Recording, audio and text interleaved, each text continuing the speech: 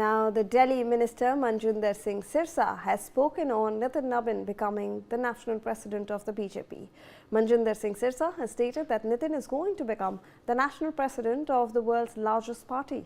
He has further hailed the moment as a moment and a matter of great pride for all, and shown confidence in Nitin Nabin's election as the party's national president. Let's in fact listen into that statement.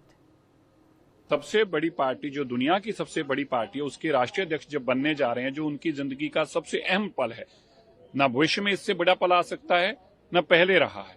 ऐसे में आकर उन्होंने गुरु गोविंद सिंह जी की पावन धरती पटना साहिब से जो आते हैं, उसी भावना के साथ वो दिल्ली गुरु हरकृष्ण पातशाह जी के गुरुद्वारा बंगला साहिब पहुंचते हैं। हम सबके लिए बड़े गौरव की बात है।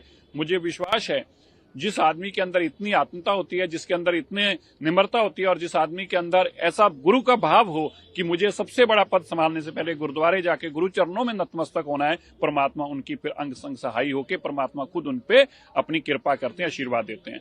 हमें यकीन है नितिन नबीन जी एक नौजवान चेहरे के रूप में पूरे देश के नौजवानों के लिए एक चानन मुरार हैं, एक उनके लिए नई ऊर्जा लेके आए हैं।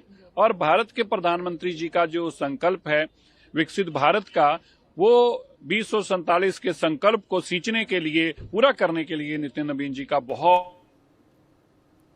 So obviously today we are going to see Nitin Nabin being formally elected as the BJP national president at around 11 a.m. That's when the ceremonies will start at the BJP headquarters. Everyone, all the party workers and leaders have gathered at the BJP headquarters today to witness this historic event. In fact, he is one of the youngest national presidents of the BJP, and this is something that we all will be looking forward to. In fact,